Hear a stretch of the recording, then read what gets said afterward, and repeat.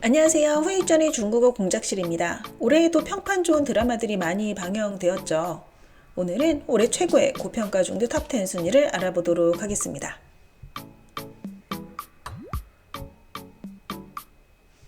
변수왕사는 하반기에 뜻밖의 화제를 얻었던 다크호스 드라마였습니다. 최서의 곽기린과 홍콩 배우 오진우가 주연으로 캐스팅되었죠.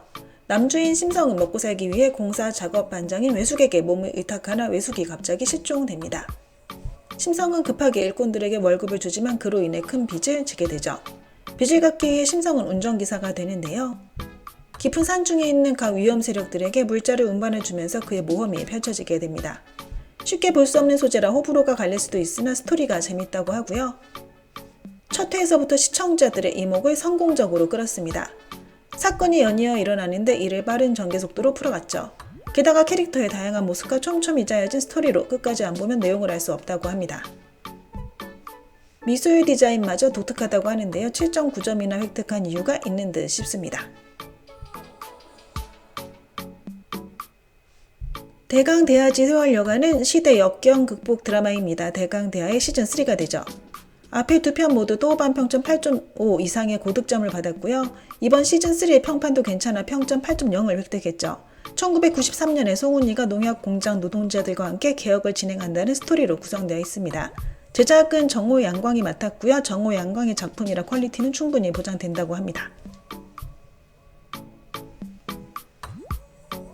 최근 방영된 이현 주연의 작품들인 춘색 기정인, 거유 풍적지방 모두 고퀄로 손을 걷고 있는데요.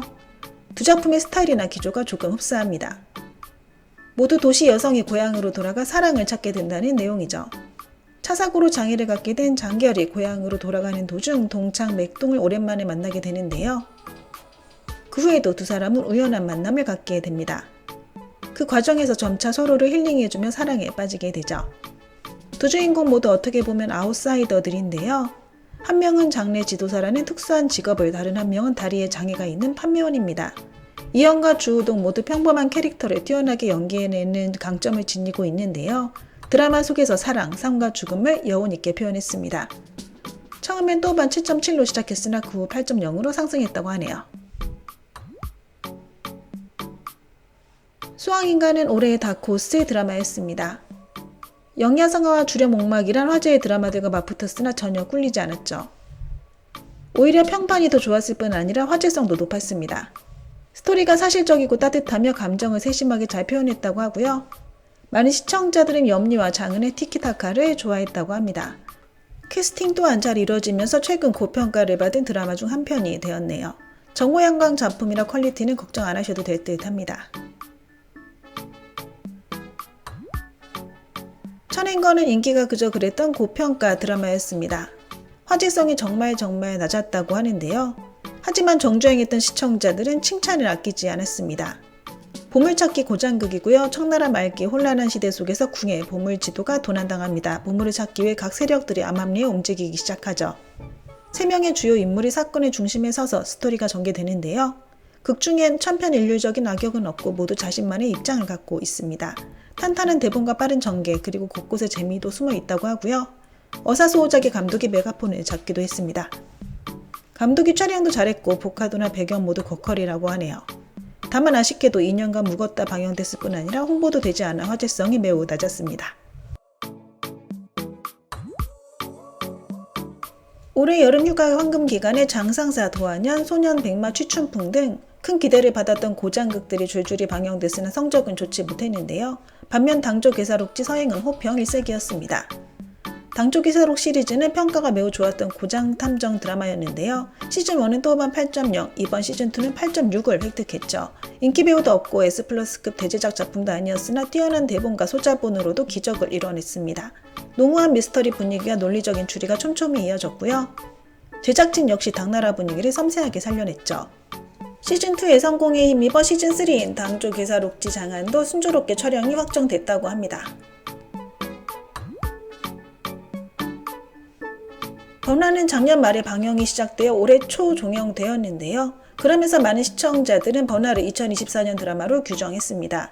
이 작품은 올해 초에 인기 드라마로 평가되는데 그 이유는 시청률뿐 아니라 평판 역시 훌륭했기 때문입니다.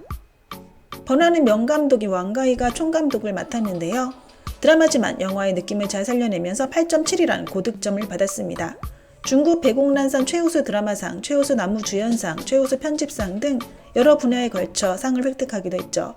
높은 화제성과 고평가 두 마리의 토끼를 모두 잡은 작품입니다.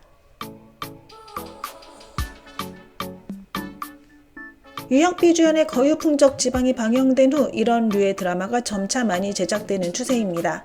일광지성은 티벳이 배경이고요. 티벳 현지인들이 어떻게 생활하는지 보여주고 있습니다. 막장이나 파란만장한 내용은 없으나 감정을 세심하게 풀어냈죠. 토등은 인생 전부를 티벳 전통국에 헌신하나 그의 사상과 전통은 새로운 문물의 도전에 직면하게 됩니다. 게다가 자녀들은 자신만의 인생을 살겠다며 그의 속을 썩이는데요. 부모와 자녀들의 가치관 충돌이 많은 시청자들의 공감을 샀습니다. 견고한 대본을 발판 삼아 방영 후 호평 일색이었다고 하네요. 아적 아르테의 평가가 정말 좋습니다. 재밌다고 하는데요. 또반 8.9라는 고득점을 획득했으며 부정적인 평가는 거의 찾아볼 수 없다고 합니다. 동명 산문 작품을 각색했다고 하네요. 한족 소녀인 이문수는 대도시에서 문학의 꿈을 쫓지만 결국 실패하고 고향으로 돌아옵니다. 카자흐스탄 소녀한 파테를 만난 후 고향의 아름다움을 다시 발견하게 되죠.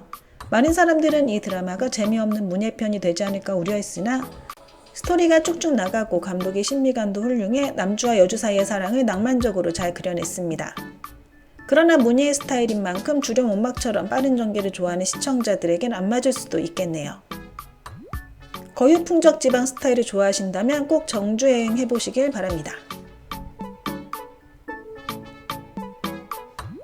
1위는 송가 란스와 주연의 산화 람만시가 차지했습니다. 또반 평점이 9.5에 달하는데요. 올해의 최고 평점일 뿐 아니라 근 10년간 방영된 드라마들 중에서도 최고라고 합니다. 또반 9.5라는 건 도대체 어떤 의미일까요? 견환전과 랑야방보다 높은 점수라고 하고요. 9.5 이상을 받았던 작품은 2015년의 모편 종결편이 유일하다고 합니다. 장계매는 산골 마을의 한 중학교 여교사인데요. 단연간 여학생들의 형편이 어려워 중퇴하는 경우를 많이 목격하게 됩니다. 그녀는 학비가 무료인 고등학교를 세우자는 의지를 다지게 되죠. 결국 장계매와 여고생들은 여러 어려움을 극복하고 전부 대학에 합격하게 됩니다. 이 드라마는 실제 사건을 각색했다고 하고요. 성한철란의 감독 비진상이 메가폰을 잡았습니다. 비진상 감독은 모든 인물을 전부 섬세하게 그려내기로 유명한데요. 진지한 내용임에도 답답하게 전개되지 않습니다. 오히려 시청자들의 웃음을 자아내죠. 감독, 작가, 배우 모두 내공이 장난 아니네요. 네, 오늘 준비한 내용은 여기까지입니다. 오만 부제 무산.